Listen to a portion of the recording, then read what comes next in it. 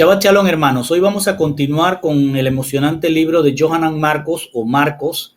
Vamos a entrar en su capítulo 4, un capítulo muy interesante.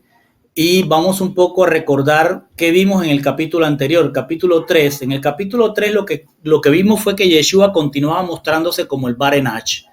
Y vimos también que se inició ya la conspiración contra él porque el movimiento estaba creciendo y los sabios de la ley, los escribas, los fariseos también, buscaron el apoyo de los herodianos para ver cómo buscaban acabar con Yeshua. También vimos en el pasado capítulo que Yeshua sube al monte, un monte que estaba entre Cafarnaum y Genazaret, y allí llamó por nombre a sus talmidín, a los 12. Luego vimos que los sabios empezaron a calumniar a Yeshua, queriéndolo hacer frente a la multitud como alguien que curaba porque era un aliado de Beelzebú. Y entonces Yeshua luego se va hacia el área del mar, como se ve en este mapa. Él está en esta área y él se retira de allí y va hacia las orillas y va a empezar a hablar a la multitud que se acerca. Y ahí está él enseñando y explica que aquel que blasfeme contra Ruach HaKodesh no será perdonado. ¿Por qué? Porque estaban hablando de que él curaba gracias al poder de Beelzebú. Eso era una blasfemia porque él está curando o sanando o salvando gracias al poder de él mismo, no un poder de inmundicia. Y eso es la blasfemia contra Ruach HaKodesh. Él mismo lo explica. Luego vimos que se va a la casa.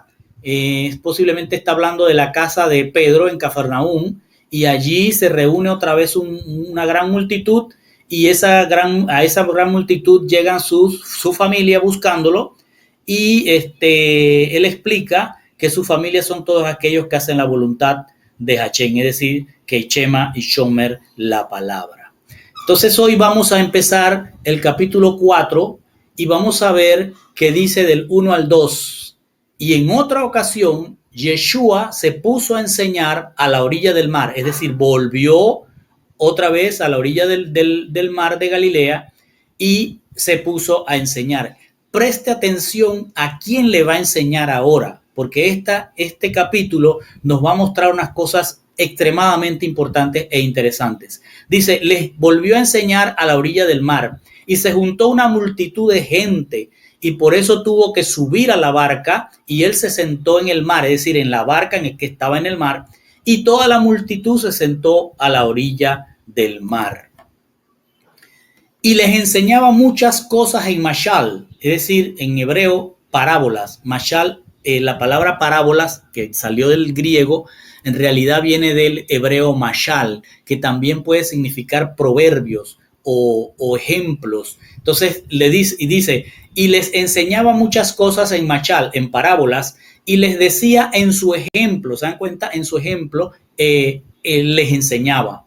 Y dice, un hombre salió a sembrar, y aquí empieza a él a hablar, ojo, a la multitud que está en la orilla. Él está sentado en una barca, sus discípulos también están ahí, y él empieza a enseñar en parábolas. Y dice la primera parábola, un hombre salió a sembrar su semilla, y mientras estaba sembrando, parte de la semilla cayó cerca del camino, y las aves vinieron y se la comieron. Y otras cayeron en lugares de piedra donde no había mucha tierra en ellas. Y de inmediato surgió esa semilla, o sea, brotó esa semilla, dio una hierbita, por decir así, pero se secó cuando le dio el sol. ¿Por qué? Porque no tenía raíz. Y otra cayó entre los zarzales, y los zarzales crecieron juntos y los estrangularon esa semilla que empezó a surgir. Ponga atención a lo que está explicando Yeshua en parábolas.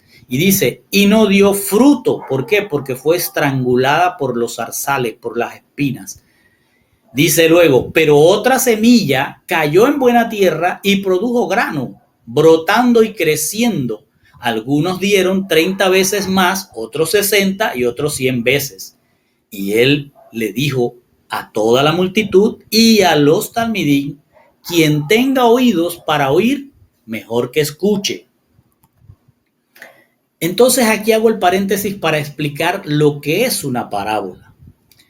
Yeshua está usando un recurso educacional para dar a entender una idea mediante comparaciones, usando imágenes o alegorías que la gente de aquel momento pudiera entender, porque aquella multitud que se acercó a Yeshua eran mayormente gente de diferentes áreas del norte de Israel y de incluso dice allí Tiro, Sidón, o sea, gente que era gentil inclusive, que no tenían arraigos de judíos, así que no conocían de la palabra y era difícil, por ejemplo, abrir el Sefer, el libro de Isaías y explicarlo porque no tenían mayores conocimientos. No era tanto como en Jerusalén que habían escuelas de Torah y la gente podía asistir, pero están acá en el norte.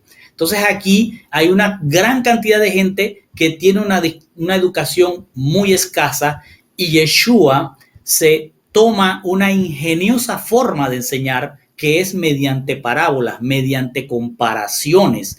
Por ejemplo, si tomamos el libro de Isaías y si él se lo hubiera tratado de explicar y le dijeran Isaías 55, 10, 11, porque como desciende de los cielos la lluvia y la nieve y no vuelven allá, sino que riegan la tierra, entonces él está diciendo lo que está descendiendo, la comparación de esa lluvia y esa nieve es la palabra. Y si él hubiera dicho, y haciéndola producir, ¿qué cosa? Esta lluvia y germinar dando semilla, que la lluvia es la que germina, la que permite que la semilla germine, o sea, que la palabra crezca y pueda producir más semillas para el sembrador y producir pan al que come. Eso era, él estaba diciéndole en una comparación, en una parábola, podría estar diciéndole Isaías al pueblo, esto que le estoy diciendo es que la palabra va a producir talmidims. ¿Para quién? Para el sembrador, y va a producir vida para aquel que come esa palabra. Y dice, y así será mi palabra, es decir, mi promesa, porque dabar, palabra, promesa, pacto, puede significar esas tres cosas o más. Dice que sale de mi boca, ese dabar, esa promesa que sale de mi boca, no volverá vacía sin haber realizado lo que deseo y logrado el propósito para el cual envío. El paralelismo o la comparación es que la promesa que bajó del cielo, que ahora crece en talmidín y da vida, esa promesa es la que él le había dado a Abraham, de que de Abraham saldría una multitud de naciones. Entonces imagínense, la parábola es un soporte educacional que Yeshua inteligentemente, maravillosamente utiliza para explicarle a la gente cosas que ellos entendían. Ellos entendían de lluvia, de siembra, de pan, entendían de semilla, y él aprovecha esto para explicarlo.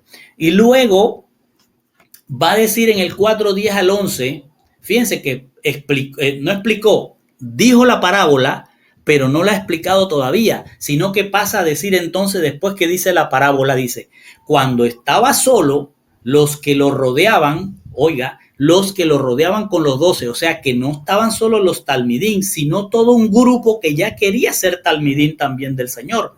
Se llegan a él y le preguntaron sobre las parábolas. Entonces aquí usted tiene que darse cuenta que los talmidín no tienen tampoco la educación tan al nivel que quisieran para entender lo que Yeshua estaba diciendo. Y él les dijo, fíjense que no les va a explicar la palabra, escuche bien lo que le va a decir.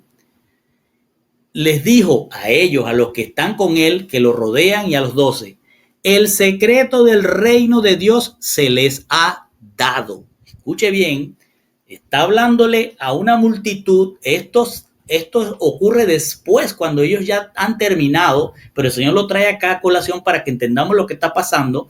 Se le acercaron y él, en vez de explicarle la parábola, le dice, el secreto del reino de Dios se les ha dado, pero a los de afuera todo es en parábola. Entonces aquí tenemos que volver a hacer otro paréntesis, porque ¿qué es el secreto? ¿De qué está hablando el Señor? ¿Cuál es el secreto del reino de Dios que se le está dando a los talmidín y a los que están junto a él, dentro de él, es decir, con el grupo interno de él, no los de afuera? Entonces, aquí viene el tema del secreto. En Daniel 2:19 dice, entonces el secreto fue revelado a Daniel en una visión de noche. Daniel entonces bendijo al Dios del cielo. ¿Cuál es el secreto que se le reveló a Daniel que el Señor ahora les quiere decir a ellos, a ustedes les estoy revelando el secreto? Entonces vamos a entender qué es este secreto. Daniel 2, 31 al 35 dice, antes le explico esto, Daniel está siendo llamado, o mejor dicho, él mismo buscó a Nabucodonosor para decirle, para explicarle no el sueño, sino el sueño que ya Nabucodonosor había olvidado.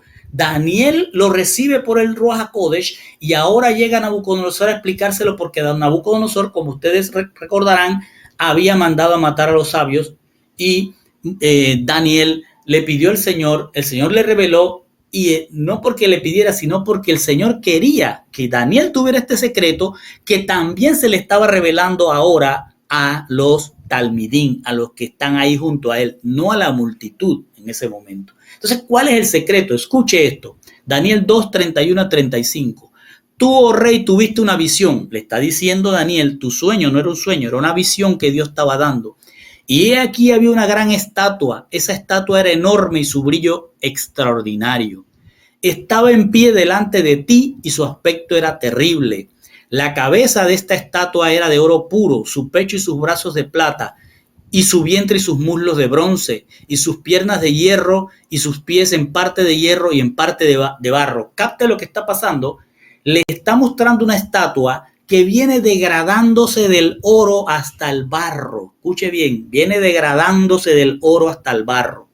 Y le dice, estuviste mirando tú, Nabucodonosor, hasta que una piedra fue cortada sin ayuda de manos y golpeó la estatua en sus pies de hierro y de barro y lo desmenuzó.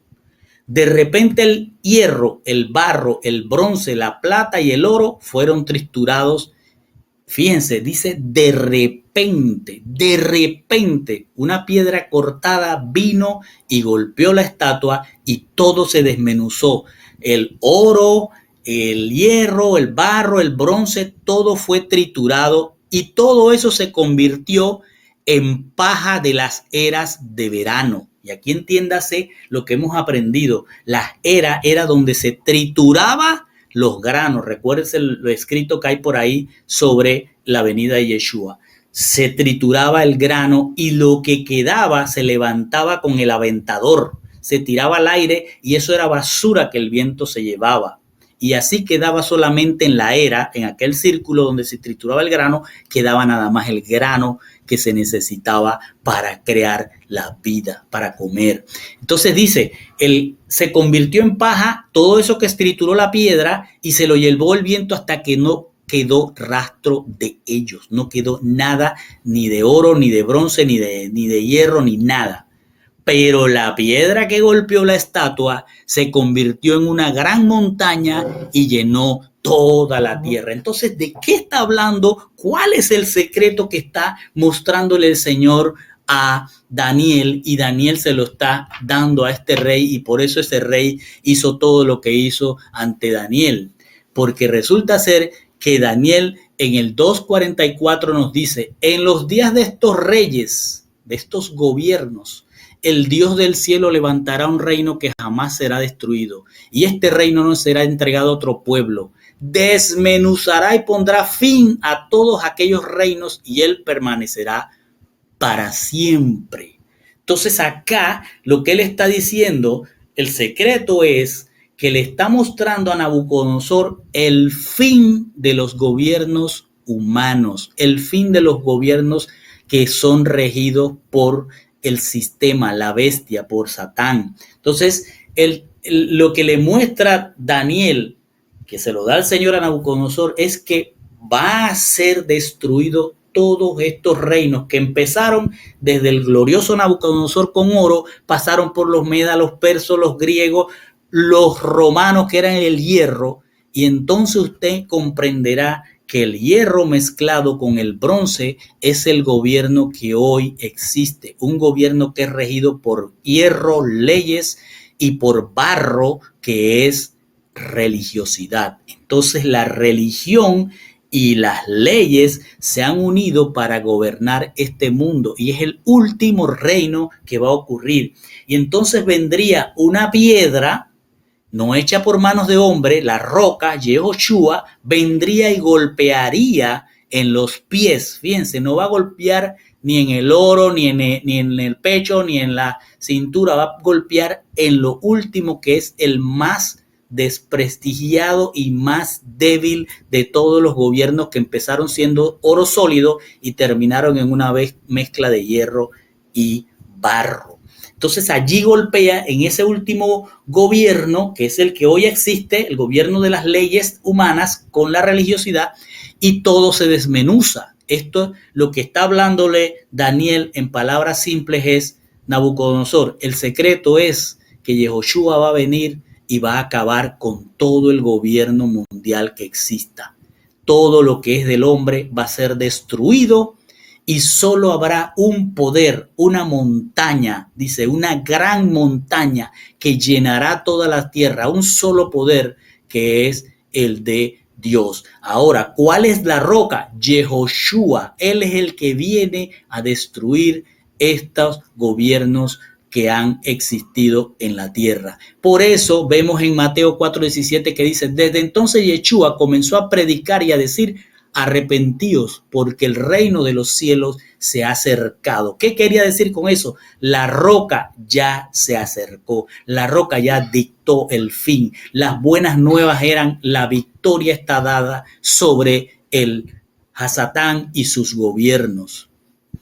Por eso dice Daniel 2:41, y lo que viste, los pies y los dedos, parte de barro de alfarero, escuche, barro de alfarero, o sea, que lo hizo Hachén, o sea, religión, que Hachén hizo algo bueno y lo convirtieron en otra cosa, en religiosidad y en religión. Y dice, y los pies y los dedos eran parte de barro de alfarero y parte de hierro.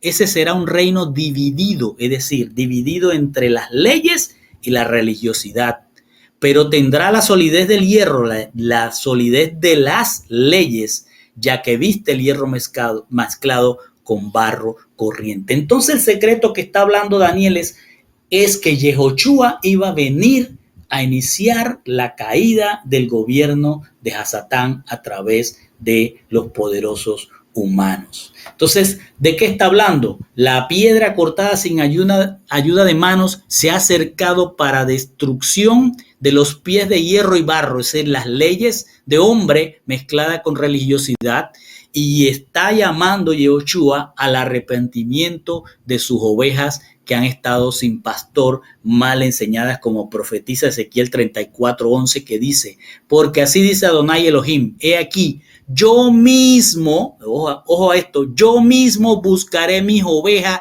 y velaré por ella. Está diciendo, la roca va a venir y va a empezar a destruir lo que es gobierno humano para establecer la montaña, la Torá. Entonces dice, y ascenderá, esta piedra volverá a ascender para regresar repentinamente, como dice Daniel, y terminar lo que inició. Porque de repente el hierro, el barro, el bronce, la plata y el oro fueron triturados de repente y se convertirán en paja que serán llevadas por el viento. Entonces está hablando de una venida de Yeshua y dice: por tanto mi pueblo conocerá mi nombre, Yehoshua. Así que en aquel día comprenderán que yo soy el que dice: heme aquí. Entonces, este era el secreto que el Señor le está diciendo a sus talmidín. Claro, ellos están empezando a conocer al Señor, están empezando a entenderlo, y el Señor le está diciendo: oye, eso que habló Daniel, así como dijo Daniel, que yo soy el Barenash, pues yo también soy esa roca que vio Daniel en visión y que viene a destruir todo este establecimiento humano que hay. Ese es el secreto. Yo soy la roca. Yo soy el Barenash. Y eso era lo que le estaba enseñando. Luego entonces entramos nuevamente al libro y nos dice en 4:12 de Marco, les dice: para que aunque miren y no vean, y aunque oyen, pueden oír pero no entender, para que no se arrepientan y sean perdonados. Recordemos de dónde viene esto, que él dice primero, él les dijo, el secreto del reino de Dios se les ha dado. ¿Cuál era el secreto? Oye, el Barenash está aquí con ustedes. La roca vino a iniciar la destrucción del gobierno de Satanás a través de los gobiernos de hombre mezclado con religión. Dice, pero para lo de afuera, todo esto en parábola, pero para ustedes sí les dejo ver que yo soy el Barenash, la roca. Y continúa diciendo, para que aunque miren, le hablo a los de afuera en parábola, escuche bien, para que aunque miren, miren y no vean, y aunque oyen, puedan oír, pero no entender, para que no se arrepientan y sean perdonados. Entonces, si usted lee esto, pareciera que Yahushua le habla a la multitud en parábolas para que se pierdan. Y eso no tiene ningún sentido. Eso no tiene ningún sentido, porque él está haciendo una cita de otra palabra que está en el pacto antiguo y que dice, porque ellos han estado viendo y no han percibido, están oyendo y no están entendiendo. A menos que se arrepienta, no les serán perdonados sus pecados. Ellos iban a la sinagoga todos los Shabbat. ¿Quiénes? La multitud que estaba ahí iba a la sinagoga porque estaban motivados para entender cómo lograr la salvación, pero cuando iban, lo que veían no lo entendían.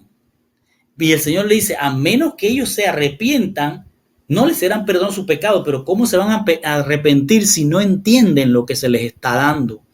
Iban, escuchaban a los rabinos, pero solo se motivaban momentáneamente en ese Shabbat y no había enseñanza que los hiciera arrepentirse de sus pecados y empezar a dar fruto. Entonces, esto es una mala traducción que tenemos que corregirla en nuestras Biblias y en vez de poner Marcos 4:12 de la forma en que está, tiene que llevarlo a esta forma, porque ellos, la multitud, han estado yendo a la sinagoga, han estado viendo y no han percibido. Han estado oyendo y no están entendiendo. Y a menos que se arrepientan, no les será perdonado sus pecados. Eso era lo que el Señor les estaba diciendo. Yeshua está citando las palabras del profeta Isaías en Isaías 6:9-10.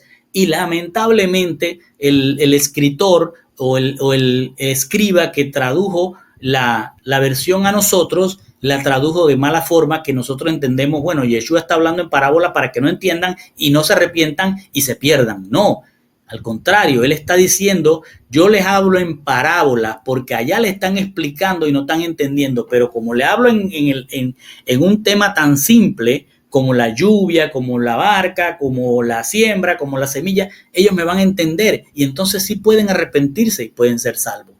Dice, porque ellos han estado viendo y no han percibido, están oyendo y no están entendiendo, a menos que se arrepienta, no les serán perdonados sus pecados.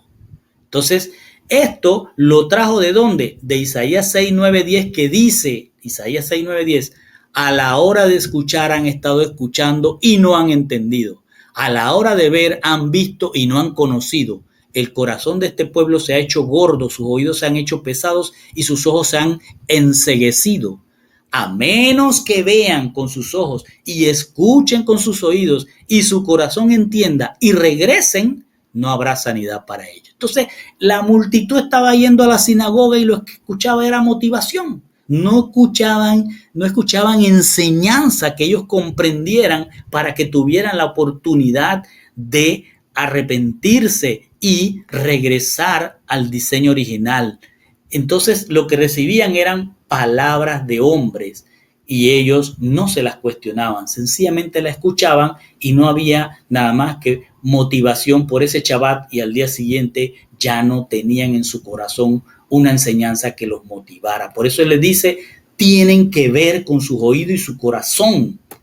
Entonces, nuevamente el Señor aborda a los talmidín y le dice, entonces le dijo, ¿no entendéis esta parábola? ¿No entendéis esta semejanza que estoy explicándote?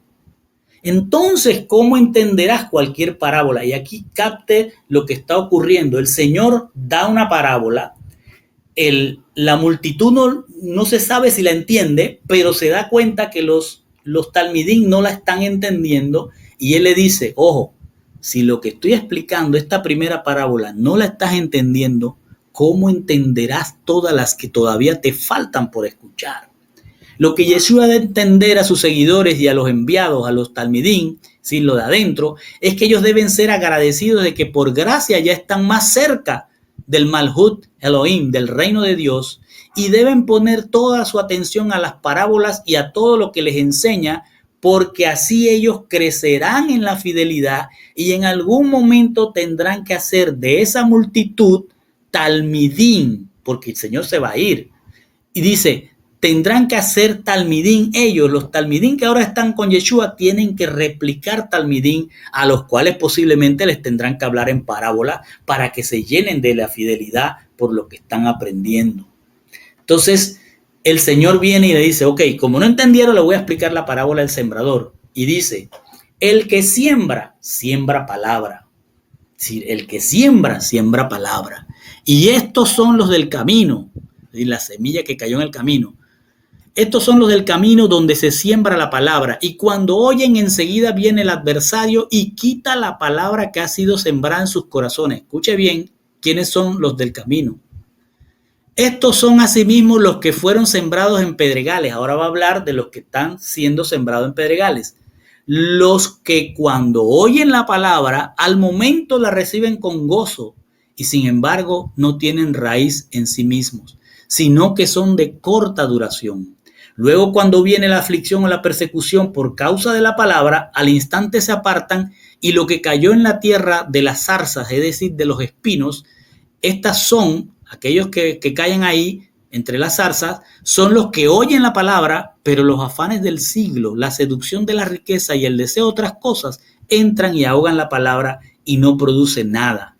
Y estos son los que van a ser sembrados en buena tierra, los que oyen la palabra y la reciben, la escuchan, la digieren y la hacen y dan fruto, es decir, hacen chomer, chema y chomer. Y hacen chema y chomer, uno a 30, uno a 60 y otro a 100. Les voy a explicar. El sembrador, primero tenemos que quitarnos de nuestra mente que esto el Señor lo está hablando en hebreo para hebreos, no en griego para griegos y mucho menos para nosotros en la actualidad. Así que el sembrador no es aquel que va como en los sembradores de nosotros hoy, que van con un asado, una coa abriendo huecos y poniendo semillas en los huequitos. No, allí se sembraba, porque estamos hablando de siembra de trigo, de cereal. Primero entraba el sembrador y esparcía la semilla por todo el campo. Iba esparciendo la semilla por todo el campo. Luego buscaba sus bueyes y los pasaba por ese campo donde había tirado su semilla. Entonces los bueyes, como ven en este diagramita abajo, los bueyes van a hacer surcos, ¿sí? Con esas semillas que están ahí, unas semillas van a caer en ese surco y se van a enterrar. Otras van a quedar aquí arriba, que es lo que se llama el camino. Estamos hablando de una siembra en los tiempos del Señor, en los tiempos de Israel, primer siglo, no de arados de maquinaria, sino arado primitivo de aquel tiempo usando la yunta de bueyes. Entonces, cuando el buey venía, los bueyes venían arando, el sembrador traía la parte del arado atrás y los bueyes iban jalando y se hacían surcos. Esto que está entre surco y surco es lo que se llama el camino. No es que caía en un camino afuera, es que caía, la semilla que había sido tirada se quedaba aquí arriba. Y luego la que dice pedregales es porque cuando el arado pasaba levantaba piedras y en esas piedras también caían semillas, se iban hacia esas piedras semillas. Y luego están de las zarzas, que eran semillas que habían caído en lo que estaba alrededor, porque alrededor de los campos, los campesinos dejaban sembrar o crecer las zarzas. ¿Para qué? Para que los animales después no entraran al campo, sino que al ver las espinas no entraran. Pero la semilla que caía allí no podía crecer porque la zarza era más alta y la obstruía. Entonces, entendiendo esto, en el contexto hebreo de aquel tiempo, estamos hablando de un campo donde primero se tiró la semilla, luego se trajeron los bueyes y el arado trazó un surco, y entre surco y surco se creaba lo que se llama el camino. Las piedras que salían del surco es donde caían otras semillas. Entonces, las semillitas que eran las que dice caen en buena tierra es la que quedaron en el surco y se enterraron bien. Eso es lo que está ocurriendo. Luego venía la lluvia y hacía la labor para el crecimiento. Entonces, vamos a entender quiénes son cada una de estas parábolas, de estas semejanzas que está haciendo el Señor. Escuche bien. Dice, los que están en el camino, es decir, los que quedaron entre surco y surco, son esas semillas, oyen la palabra. Escuche bien, oyen la palabra. Pero enseguida viene el adversario, dice Yeshua, y quita la palabra de sus corazones. ¿A quién se está refiriendo él?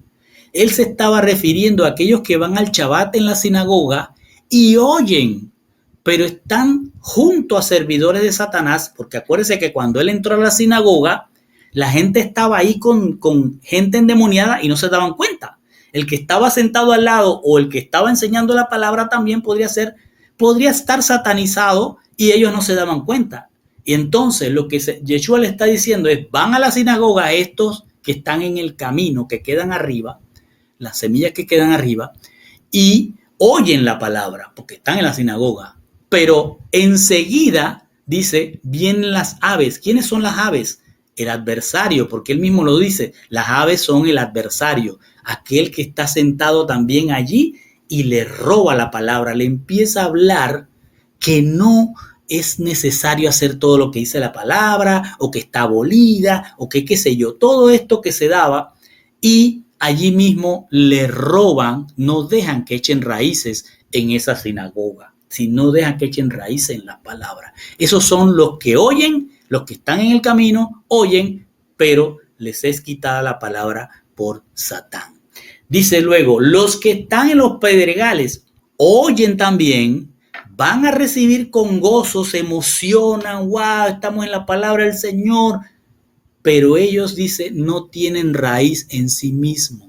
Son aquellos que asisten, oyen y se emocionan, pero se encuentran con las piedras de tropiezo que empiezan a ponerles cargas y leyes de hombre, y todo aquella emoción, todo aquel gozo que tenían se empieza a disipar.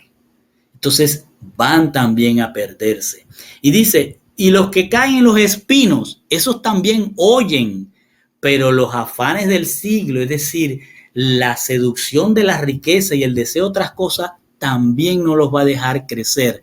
Estos son los que entran en las sinagogas, en las congregaciones, y lo ven como un tema social, de relacionamiento, de hacer negocio, con prédicas de abundancia, y que todas las cosas que buscan en esa congregación es que se les dé satisfacción en los deseos terrenales. Entonces, el Señor le está explicando, esos tres que están allí, ese grano que cayó en el camino, ese grano que cayó sobre la piedra y ese grano que cayó en las zarzas, no dan fruto, no van a dar fruto.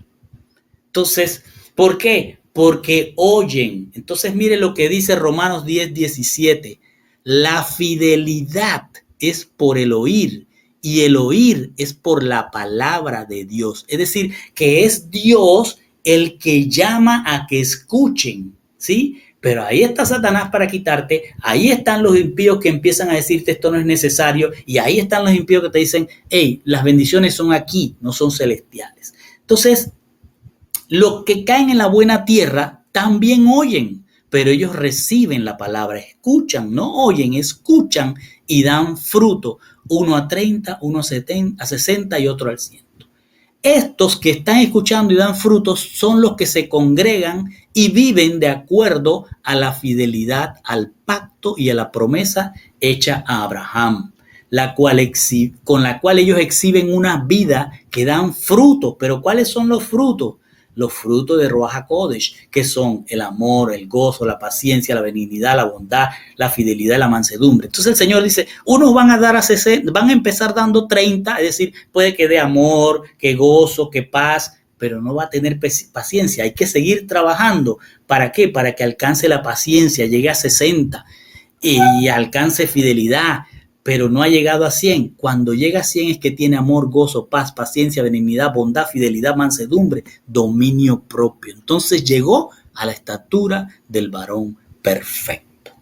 Esto es lo que les estaba explicando él. Primero, ustedes, Talmidín, saben el secreto. Yo soy la roca que viene. Y segundo, ustedes tienen una responsabilidad. Escuchen bien, porque aquí van a ver unos que dan fruto y otros que no dan fruto. Y luego pasa a decirles la parábola de la lámpara. Fíjense, segunda parábola que les va a hablar. Y les dijo, se trae una lámpara a ponerla debajo de los modios, es decir, un recipiente. En unas traducciones ponen la canasta, otros ponen el recipiente. Es decir, era un recipiente donde se ponían granos, que tenía una capacidad de 9 litros y ahí se ponían granos. Entonces el Señor lo que está diciendo, lo vas a poner debajo, vas a tapar la lámpara con este modios, con este recipiente. Dice, o dejas la lámpara debajo de la cama. Pregunta él, le está diciendo a quién, a multitud, pero a los talmidín. Entonces dice, no se trata de ponerlo sobre la menorá, le pregunta, no se trata de que vayas a la menorá y pongas la lámpara, la luz, ahí arriba en la menorá. Entonces le hace recordar a los talmidín lo que ya le había dicho el secreto, porque nada está oculto sino para ser revelado, y nada está oculto sino para ser sacado a la luz. El que tenga oídos para oír, que obedezca. Esto era una parábola que le dijo, si no entienden esta, no van a entender la que les voy a decir. Le estaba diciendo a ellos, ustedes tienen una gran responsabilidad. La lámpara, la menorá, es Yeshua, que es la roca que ha venido a iniciar la caída de este sistema mundial. Y les toca a los talmidín, por eso le dice, el que tenga oídos para oír, que obedezca. Les toca a los talmidín, es decir, que son los alumnos, no esconder esa menorá, no esconder esa lámpara, sino llevarla a los lugares donde alumbre. Por eso más tarde le va a decir, ustedes tienen que llevar esto a los confines de la tierra.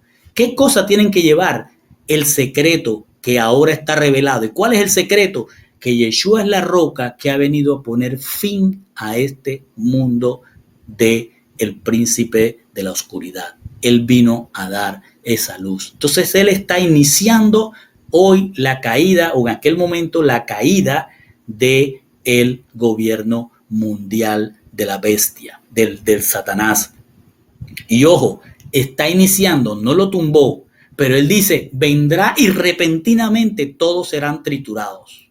Entonces, Yeshua les enseñaba que ellos debían hacer otros talmidín y darles a conocer que el que estaba oculto, el secreto, salió a la luz y que se ocultará para nuevamente salir a la luz y terminar lo que él inició, es decir, el fin de los reinos puestos por Satanás.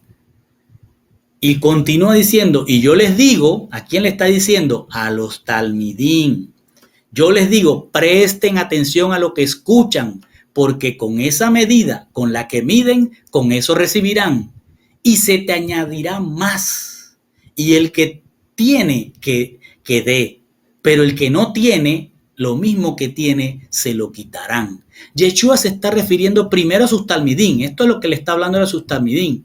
Que presten atención a lo que él enseña, pues ellos deberán hacer lo mismo que él está haciendo con ellos. Es decir, que ellos van a tener que ir hasta los confines de la tierra a llevar el secreto revelado, que Yeshua vino para destruir a Satanás y su gobierno. Que es lo mismo que enseñó en Marcos 1, la Besorá. Las buenas nuevas es que el enemigo ha sido destruido y ahora se lo entrega a sus talmidín. Y sus talmidín tienen que llevar ese mensaje. El secreto ha sido revelado.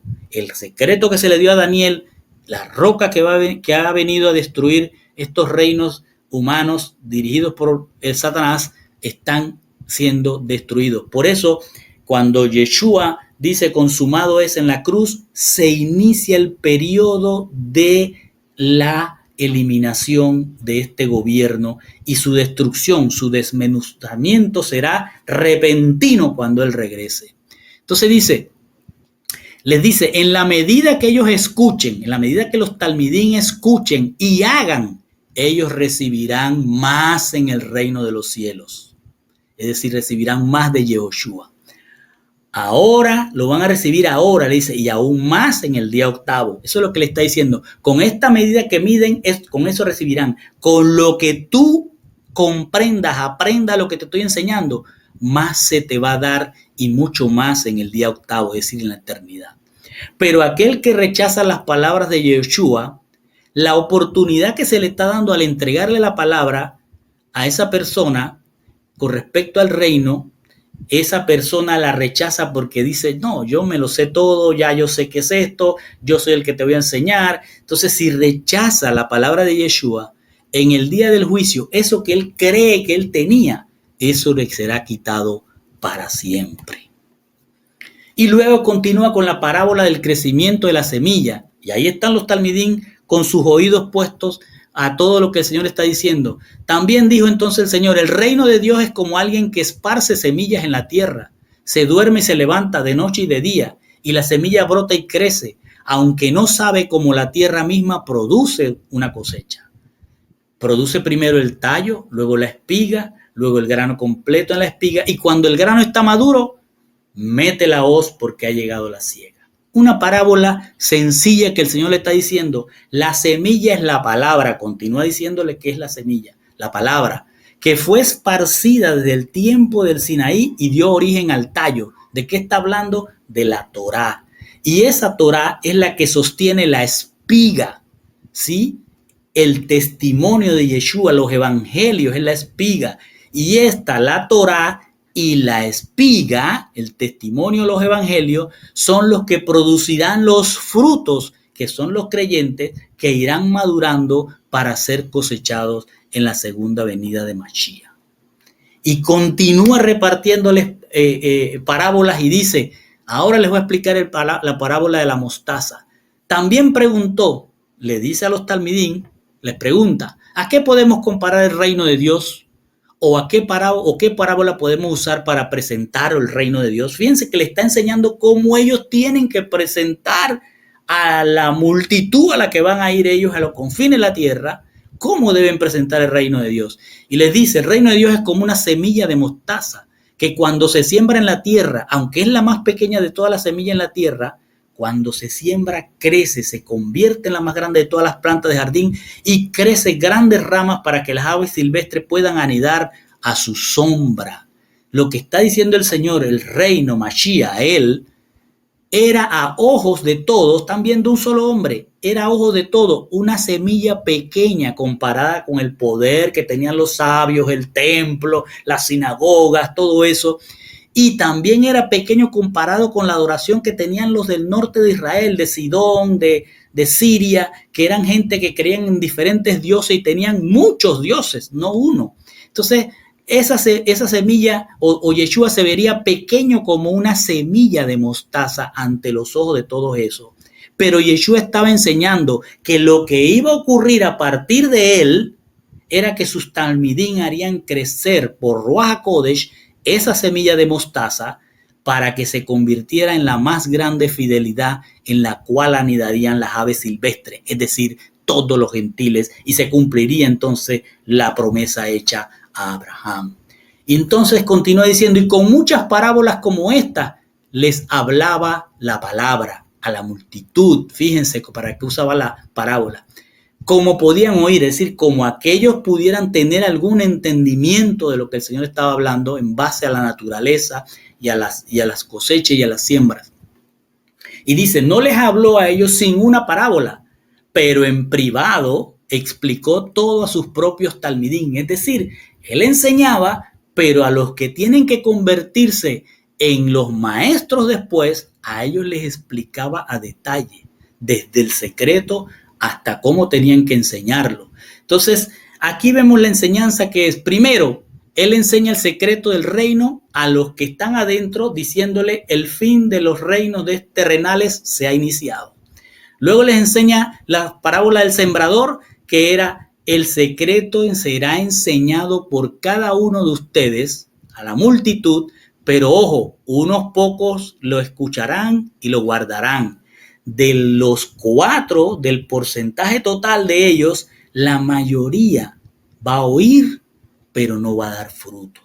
Y los que den fruto van a empezar a dar fruto al 30, van a tener paz, van a tener benignidad, van a tener amor, pero van a tener que ir creciendo hasta que lleguen a la estatura del varón perfecto. Ahora, Yehoshua no los está dejando solos, ojo, Yehoshua los está enseñando y los va a guiar. ¿Cómo los va a guiar? Con Ruach HaKodesh a sus talmidín. Luego les enseña la parábola de la lámpara. Y les está diciendo con esta parábola es que es responsabilidad de ellos, los talmidín, hacer que la luz brille en los confines. Es decir, que el secreto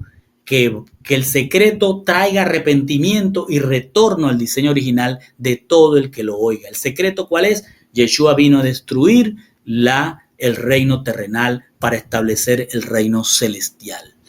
Y luego les explica lo de la medida, es decir, en la medida que ustedes aprendan, así en esa medida enseñarán y serán recompensados en el cielo. Y todo aquel que se cree que no necesita la palabra, aún eso que cree, le va a ser quitado en el juicio final.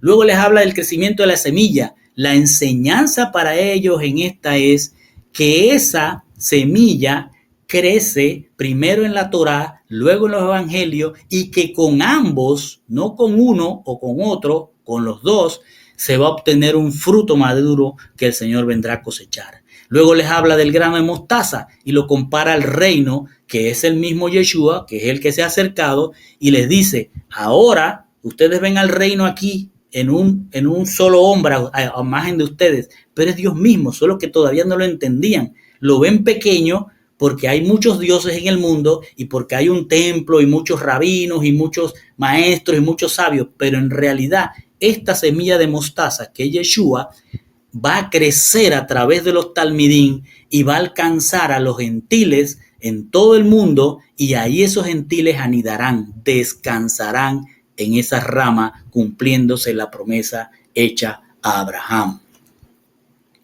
Y luego les dice, y ese día, cuando se hizo tarde, les dijo, pasemos más adelante, ya van a dejar ahora la multitud. Y dice, entonces dejaron ir a la multitud, soltaron la multitud, y él subió a una barca pequeña, y otras barcas se metieron en el mar con él, y entonces se levantó un viento grande y recio y olas, hasta que la barca empezó a llenarse de agua. Pero Yeshua estaba dormido en la popa sobre una almohada.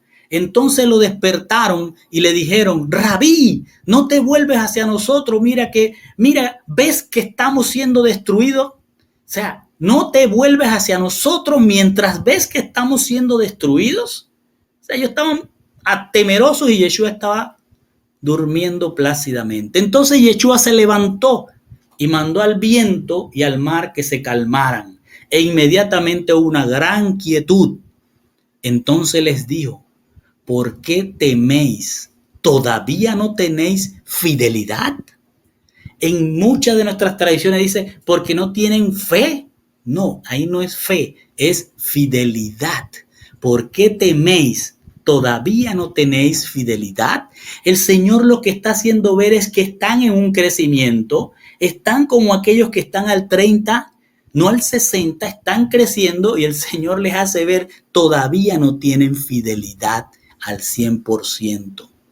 Y entonces dice, ellos le temían con poder, con gran miedo, y decían uno al otro, ¿quién pensamos que es este? Que el viento y el mar le obedecen. Entonces aquí tenemos que aprender algo, o que nos enseña el Señor algo. Primero, que aquí el Señor no les está diciendo si tienen o no tienen fe, o si la fe vino de ellos. Lo que el Señor le está diciendo es, ¿por qué teméis? ¿Todavía no tenéis fidelidad? El Señor lo sabe, están en un crecimiento, y era una enseñanza que le estaba dando a ellos. Él está en hebreo. Nosotros tenemos que entender que todo esto es en hebreo, no griego, y mucho menos en el contexto de nuestros países, y menos en este tiempo. Estamos hablando de una enseñanza que el Señor está dando allá, pero que se traslada a nuestro tiempo. Lo que sí es importante es que no dice fe, dice fidelidad en el hebreo. Entonces, en el hebreo lo que tenemos que entender que uno no tiene fe. El hebreo no dice yo tengo fe, el hebreo dice yo soy fiel.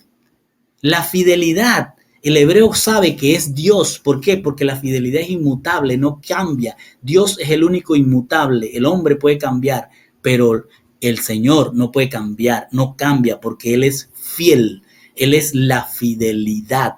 Entonces eso lo vemos en Romanos 1:17 cuando Él dice, porque la justificación de Dios, es decir, los que Dios salva, en ellos, en Yeshua, es revelada de fidelidad a fidelidad. La salvación es revelada en la fidelidad que es Yeshua. Yeshua es la fidelidad. Entonces le dice, porque la justificación, la salvación de Dios, en Él es revelada de fidelidad a fidelidad. Es decir, no hay inmutabilidad.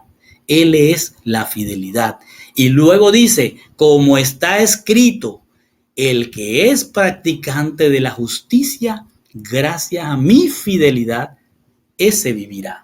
Eso es una cita de Habacuc 2:4 que está haciendo Shaul en Romanos 1:7. Entonces lo que le está diciendo el Señor es que fiel es alguien que exhibe la fidelidad por la educación de Dios. ¿Qué estamos viendo con los talmidín en este momento en la barca con una tormenta? La primera experiencia que el Señor les permite, porque seguramente el Señor le está diciendo, ahora que escucharon todas estas parábolas, no se vayan a creer que se lo saben todo. No se vayan a creer ahora que vayan a llegar arrogantes ante la multitud. Y no, porque yo ando con el maestro y yo me la sé todo. No, fíjense nada más, les voy a poner esta experiencia, como se la puso Abraham. Les voy a poner la experiencia.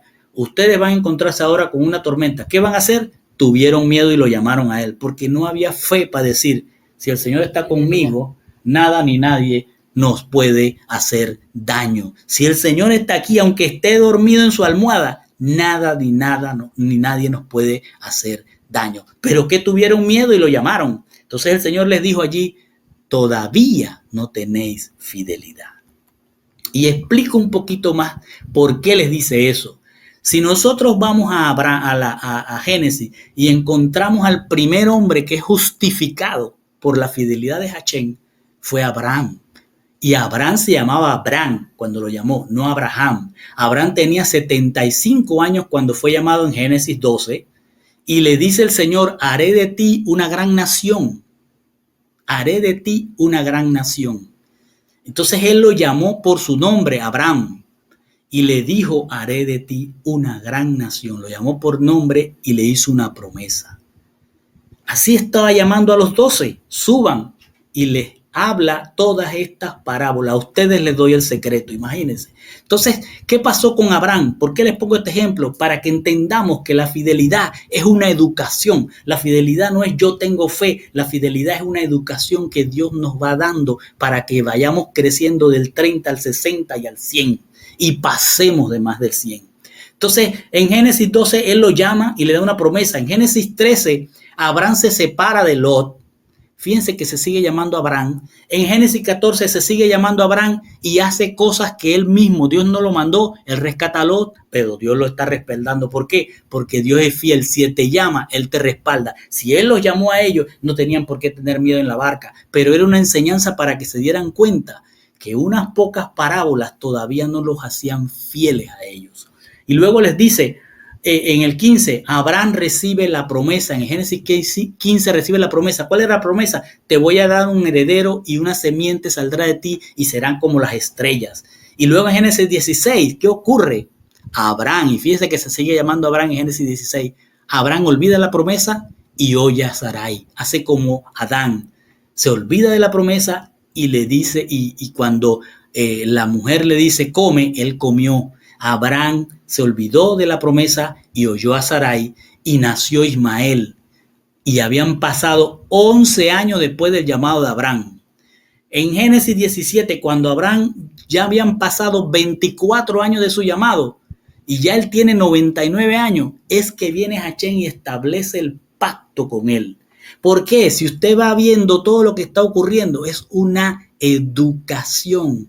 ¿Para qué? Para crear fidelidad en ese llamado. Así mismo está ocurriendo con los llamados apóstoles o los enviados. Entonces, cuando el Señor ve que ya Abraham está en un nivel que puede aceptar un pacto, hace el pacto, pero el Señor no está seguro que Abraham va a fallar, por tanto lo duerme, y el Señor solo hace el pacto. ¿Por qué? Porque todavía no ha llegado a la fidelidad del 100%, no tiene la estatura del varón perfecto. Así que entonces cuando él establece el pacto, él le cambia el nombre a Abraham y le llama ahora Abraham, y a Sarai le cambia el nombre de Sarai a Sara. ¿Qué es lo que está ocurriendo? El nombre en la Torá es la fama que uno tiene. Usted se llama el nombre que sea, porque dentro de ese nombre, cuando se refieren a usted, se refieren a todo lo que usted es. Si usted es un profesor, usted tiene la fama de profesor. Si es un buen padre de familia, usted tiene la fama de ser padre de familia. Así que cuando lo llamen por su nombre, ese nombre está asociado a la fama. Entonces el Señor aquí está desde Génesis 12 hasta Génesis 17 haciendo una educación, una emuná en Abraham, para que pudiera empezar a llamarse Abraham. Pero observe lo que pasa. Cuando él hace el pacto, le pide la circuncisión como una señal de que él iba a cumplir su pacto y le confirma entonces la promesa de un heredero. Y en Génesis 18 vemos que llegan 3 mensajeros, 3 malaks, a confirmarle la promesa a Abraham. Y entonces ya llamándose Abraham, él puede interceder por otros y va a interceder por Sodoma y Gomorra. Si era Abraham, no Abraham, no estaba todavía en la fidelidad para interceder. Entonces en Génesis 21 es que viene a nacer Isaac. Fíjense, 25 años después del llamado. Y en ese momento, imagínense que Ismael, el que había nacido por escuchar a Sara, ya tenía 14 años. Imagínense lo que causó, el conflicto que causó no haberse mantenido en la fidelidad. Ahora tenía un hogar disfuncional, o por algo así decir, estaban en conflicto las mujeres, los niños, y entonces tuvo que tomar una decisión que el Señor avaló. Y luego le dice, en el Génesis 22, la experiencia que tuvo Abraham con Isaac es lo que lo lleva a otro nivel. Entonces aquí el Señor le llama y le dice, dame tu hijo, tu único hijo. Ya habían pasado quizás 55 años desde la promesa y el llamado. Lo que le quiero decir es que el Señor le está enseñando en la barca que si Él está ahí, la fidelidad que debemos tener es que si ya fuimos llamados, tenemos que confiar en Él contra toda tormenta. Pero como no tenemos la fidelidad, empezamos a clamar a Él. Entonces la fidelidad es, si al final de todo, como decía Pablo, el morir es estar en Cristo, es decir, no tengo por qué temer. Entonces, ¿qué es lo que está diciendo? Lo que está diciendo a Abraham es lo que está en Romanos 4:3, que dice, porque dice la Escritura, exhibió, no dice creyó, dice exhibió la fidelidad de Dios a Abraham y le fue contado por justicia. ¿Qué exhibió? La educación que le estaba dando Dios desde que lo llamó a los 75 años hasta cuando ya habían pasado 55 años después de ese llamado, que entonces ya él exhibe la fidelidad. Si el Señor le dijo, entrégame a tu hijo, él lo iba a entregar porque él era fiel y decía, si el Señor me lo está pidiendo, yo lo voy a hacer y él es poderoso para dármelo de nuevo. Entonces esa es la fidelidad. Y él exhibió, dice en Génesis 15:6, a lo que se está refiriendo Shaul en Romanos 4, y exhibió la fidelidad en Achén y le fue contada por justicia. Es decir, Abraham fue justificado cuando él alcanzó el 100% de esa fidelidad. Entonces, aquí no vemos que puede decir, no, ustedes no tienen fe. No tienen todavía fidelidad. Dice Efesios 2:8, porque por gracia habéis sido salvados. Por gracia somos salvados. Por medio de la fidelidad. Fíjense, no es por medio de nuestra fe, sino por medio de la fidelidad. ¿Cuál es la fidelidad? Yehoshua, el inmutable. Y esta fidelidad, esta fe que ustedes creen, no es de vosotros, sino que es un regalo de Dios. Y con esto, mis hermanos, terminamos.